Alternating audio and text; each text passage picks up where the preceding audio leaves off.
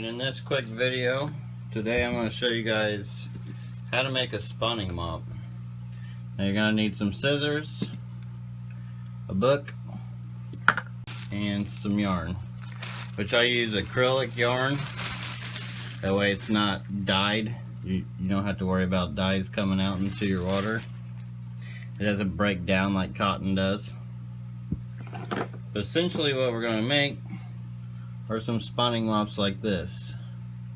And you also need some corks if you want to float them. Now you don't have to have the cork, which I have corks on all mine. Oh, here's one without a cork.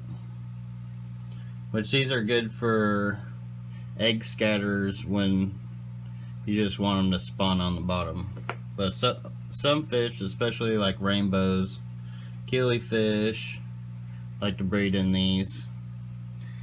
Many other different types. So I'm going to show you guys how to make those real quick. First you get your book, you get your yarn, start with the place right there, then simply start wrapping it.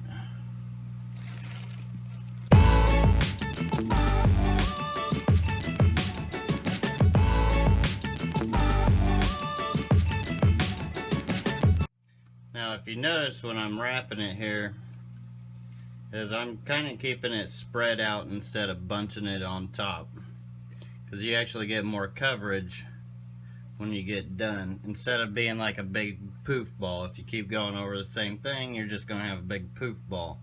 If you have it more elongated, then you have more surface area for the fish to actually go through and lay the eggs on.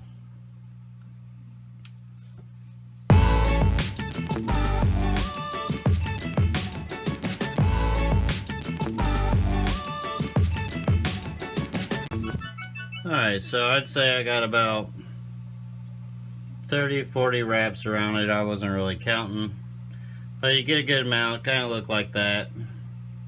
I actually started on the bottom, so I'm going to flip this down, which it doesn't matter.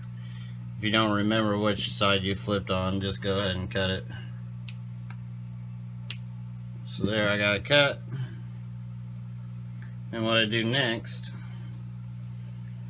is get a piece of string, like so, and then I weave it underneath, which you can actually go ahead and put this on top of the book if you wanted to. I usually just weave it underneath.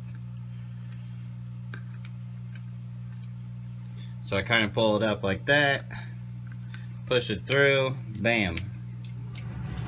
Now you can tie it.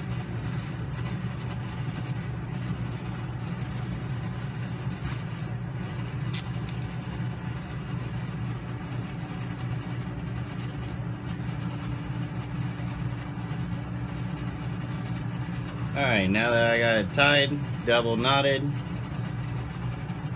it's time to cut the end of the book. And go at the bottom of where you tied.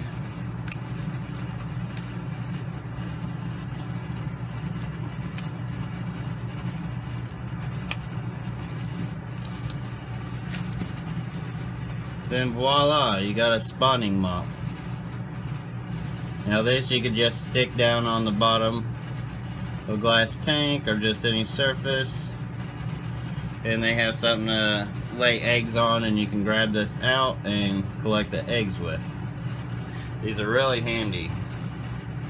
Now to add the cork, which these can be kind of hard to find sometimes. I actually got mine off of eBay.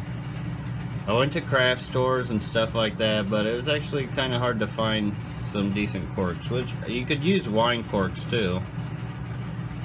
So I really don't think the wine or anything from the corks would actually hurt anything. So with this again, get another string.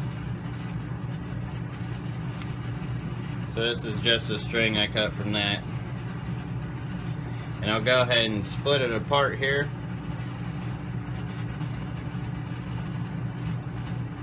And wedge that through. And once again, it's just a double knot.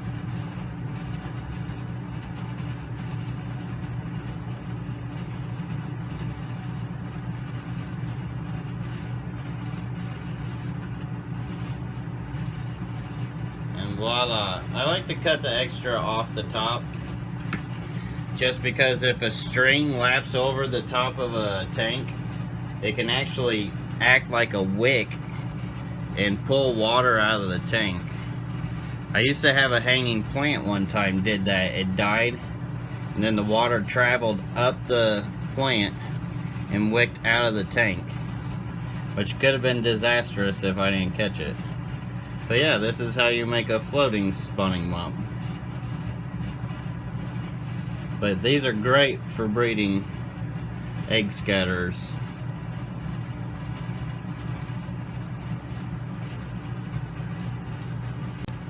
Now after I make my mops, I always like to rinse my mops off just in case.